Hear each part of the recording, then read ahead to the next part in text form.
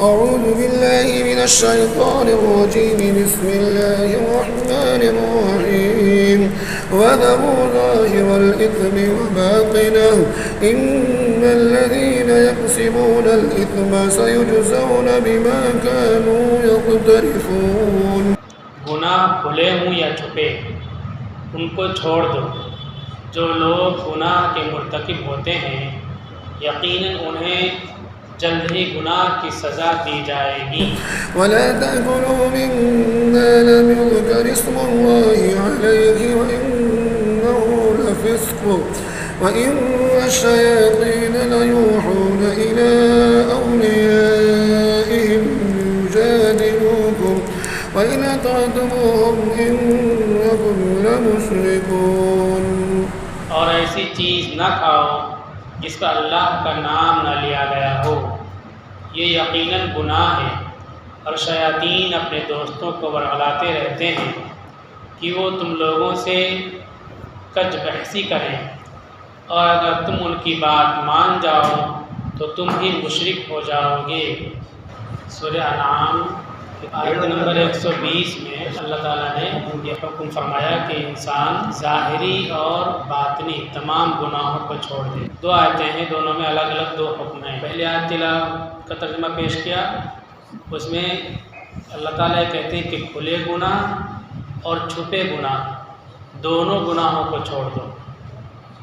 کھلے گناہ سے مراد وہ گناہ ہیں جو ہاتھ پیر سے ظاہر ہوتے ہیں اور دوسرا سمجھ سکتا ہے جن گناہوں کو.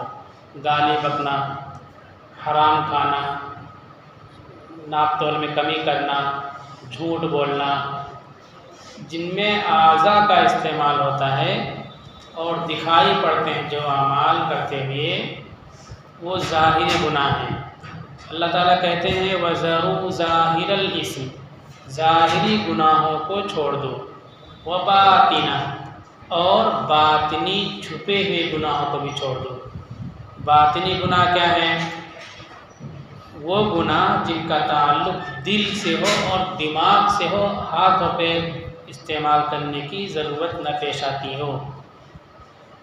دل و دماغ سے جو گناہوں کا تعلق ہوتا ہے وہ عقیدے کا تعلق ہوتا ہے، کفر و شرک. اسی طرح سے نفاق، کینہ، حسد، بغض، عناد، آٹ، یہ سب چیزیں باطنی گناہ ہیں. تو ہم لوگ کفر و شرک اس گناہ سے تو الحمدللہ پاک ہیں، لیکن کینہ، بغض، حسد ان گناہوں میں کبھی کبھی مبتلا ہو جاتے ہیں. مسلمان کی شان یہ ہے کہ چھپے ہوئے ان گناہوں سے بھی بچے. کینہ نہ رکھے اپنے دل میں، حسد نہ کرے، کسی سے بغض نہ رکھے. کینہ یہ معمولی گناہ نہیں ہے، بہت بڑا گناہ ہے. رسول اللہ صلی اللہ علیہ وسلم غزوہ تبوک کے موقع پر جا رہے ہیں صحابہ کو لے کر کے، تو نفیر عام کا اعلان کرتے کہ سارے مسلمان چلیں. اب سارے تو نہیں جا سکتے، اس میں بہت سے ضعیف تھے، بیمار تھے. تو آپ نے فرمایا کہ سارے لوگ آ جاؤ، دعا میں شریک ہو جاؤ. سب باہر آئے، دعا میں شریک ہو گئے. دعا سے پہلے رسول اللہ صلی اللہ علیہ وسلم نے فرمایا کہ اس مجلس میں اگر کوئی ایسا شخص ہے جس کے دل میں دوسرے مسلمان کے تعلق سے کینہ ہو، یعنی آٹ ہے، تو وہ اٹھ کے چلا جائے، کیونکہ میں دعا کراؤں گا، یہ صحابہ آمین کہیں گے. دعا اور آمین کے بیچ میں اس مجلس میں کوئی ایسا شخص ہو جس کے دل میں دوسرے مسلمان کے تعلق سے آٹ و کینہ ہے، تو یہ دعا ہو سکتا ہے کہ اس کینہ پرور انسان کی وجہ سے نہ قبول ہو. سوچو، دعا کون کرا رہے ہیں؟ اللہ کے نبی صلی اللہ علیہ وسلم. آمین کون کہیں گے؟ صحابہ کہیں گے. لیکن اس مجلس میں ایسا شخص موجود ہو جس کے دل میں دوسرے مسلمان کے تعلق سے کینہ ہو، تو وہ دعا ہو سکتا ہے نہ قبول ہو. ایک صحابی ادھر سے اٹھے، ایک صحابی ادھر سے اٹھے، باہر چلے گئے، آپس میں ایک دوسرے سے معافی مانگی. انہوں نے کہا کہ ہم سے غلطی ہوگی، معاف کر دو. انہوں نے کہا نہیں، ہم سے غلطی ہوگی، معاف کر دو. خوب روئے، گلے ملے، پھر واپس آئے اور اللہ کے نبی سے فرمایا اللہ کے نبی ہمارے دل میں جو کینہ تھا وہ ختم ہو گیا، آپ دعا کرائیے۔ اللہ کے نبی صلی اللہ علیہ وسلم دعا کرائی تو بغیر جنگ کے اللہ نے فتح عطا فرما دی، اور وہ جنگ بہت ہی بڑی جنگ تھی، ادھر 30,000 تھے، ادھر 2 لاکھ لوگ تھے، فوجی تھے، اسی پہ اللہ نے جنگ تبوک، پھر اللہ تعالیٰ نے اس میں فتح عطا فرمائی۔ کینہ اگر ہے تو دعا نہیں قبول ہوگی۔ ہم اور آپ دیکھو، ہر گھر میں ایک بھائی بھائی، نند بھوجائی، ساس اور بہو، سب میں ایک دوسرے کی آنٹ اور کینہ رکھتے ہیں، تو ہماری دعائیں کیسے قبول ہوں گی؟ اللہ تعالیٰ کہتے ہیں باطنی گناہ کو بھی چھوڑ دو، یہ باطنی گناہ ہے، حسد کرنا، کسی سے جلنا، یہ سب باطنی گناہ، ان تمام چیزوں کو چھوڑ دینا چاہیے۔ اگر یہ چیزیں نہ چھوٹیں تو کسی اللہ والے سے رابطہ کرنا چاہیے، وہ لوگ اس قسم کی بیماریوں کا علاج بتلاتے ہیں۔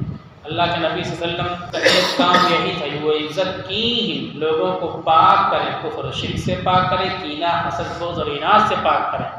تو جو نبی صلی اللہ علیہ وسلم کے وارث ہیں، علماء، صاحب نسبت، وہ بھی یہ کام کرتے ہیں، تو ہمیں کسی اللہ والے سے جڑ کر کے اپنے ان برائیوں کو ختم کرنا چاہیے۔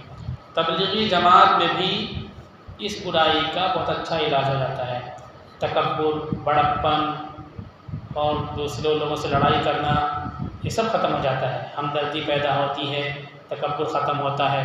تو جماعت میں کچھ وقت لگائیں تو ہم لوگ پاک ہو جائیں گے، اور کسی اللہ والے سے رابطہ کر لیں۔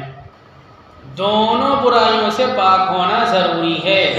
کچھ لوگ جو بناوٹی صوفی ہیں، وہ یہ کہتے ہیں کہ اللہ تعالیٰ دل کو دیکھتا ہے، ظاہر کو نہیں دیکھتا ہے، اس لیے ظاہر میں کیا کچھ بھی کرتے رہو، اللہ تعالیٰ کی طرف سے پکڑ نہیں آئے گی۔ اللہ نے پہلے کہا ظاہر الاسم، پہلے ظاہری گناہوں کو چھوڑو اور پھر باطنی گناہوں کو چھوڑو۔ ظاہر میں کسی کے فساد ہے اور بگاڑ ہے تو اس کا مطلب یہ ہے کہ اس کے اندر فساد و بگاڑ موجود ہے۔ زمین میں ہم ببول کا تخم و سیڈ ڈالیں گے تو ببول کا پودا اگے گا، ایسا نہیں کہ ہم اوپر آم کا پودا اگائے، اور آم کا ڈالیں گے تو اوپر جو پودا اگے گا آم کا اگے گا، اوپر ببول کا اگا ہوا ہے، آپ بولو نہیں نیچے آم پڑا ہوا ہے، یہ قیاس جلی کے خلاف اور الٹی بات ہے۔ کچھ ڈھونگی قسم کے صوفی ہوتے ہیں، وہ یہ باتیں کہتے ہیں کہ اللہ دل کو دیکھتا ہے، طریقت حقیقت ہم نے پالی ہے تو شریعت پر عمل کرنے کی ضرورت نہیں ہے۔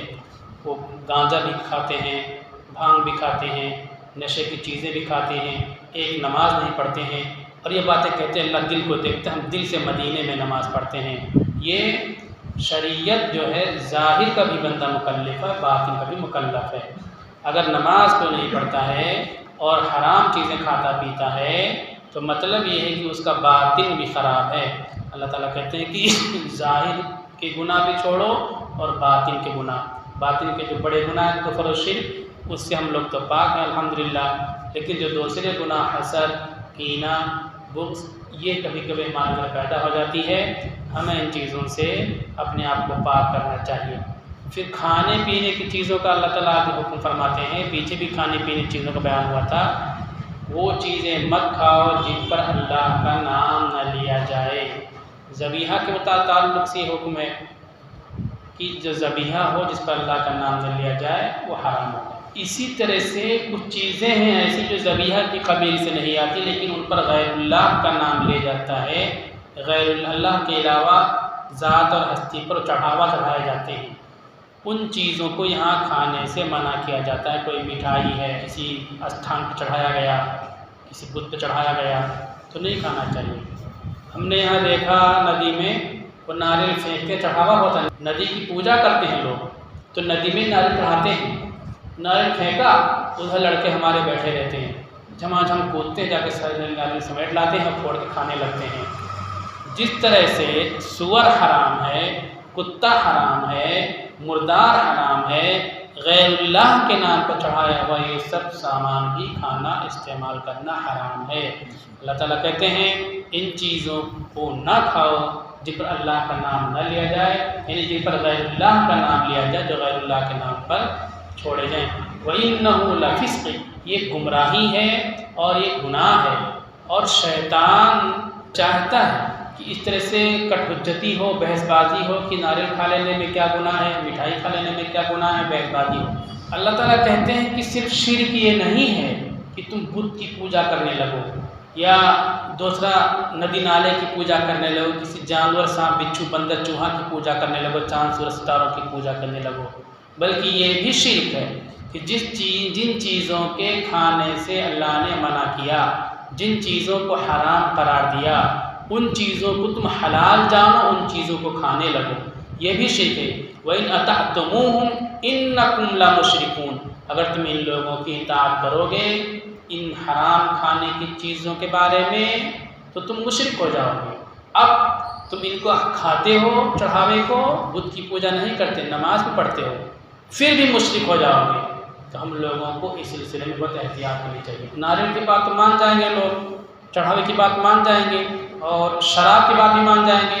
یہاں ہم نے پہلی بار یہاں دیکھا سنا کہ مسلمان شراب پیتے، میں نے کہیں نہیں دیکھا مسلمان کو شراب پیتے، تو سمجھاؤ تو مان جائیں گے۔ سود کھانا، سود حرام ہے۔ اب الگ الگ تعویل کر کے کہ سود جیسے کہ تجارت میں پیسہ لگاؤ، پیسے سے پیسہ بن جاتا ہے، ایسے یہاں پیسے سے پیسہ بن جاتا ہے تو یہ بھی حلال ہے اور کھانے لگتے ہیں لوگ۔ سود کو حلال بولا تو ایمان چلا جائے گا اور یہ بھی شرک ہوگا۔ اب آپ سود کھا رہے ہیں، نماز بھی پڑھ رہے ہیں، حج بھی کر رہے ہیں تو مشرک ہوں گے اور ایمان کے دائرے سے خارج ہوں گے۔ اسی طرح کوئی بھی حلال کی ہوئی چیز حرام جانے، حرام کی ہوئی چیز حلال جانے تو یہ شرک ہوگا اور ایمان پر چوٹ پہنچے گا۔ اس لیے اس سلسلے میں بھی ہم کو بہت ہی زیادہ احتیاط کرنا چاہیے۔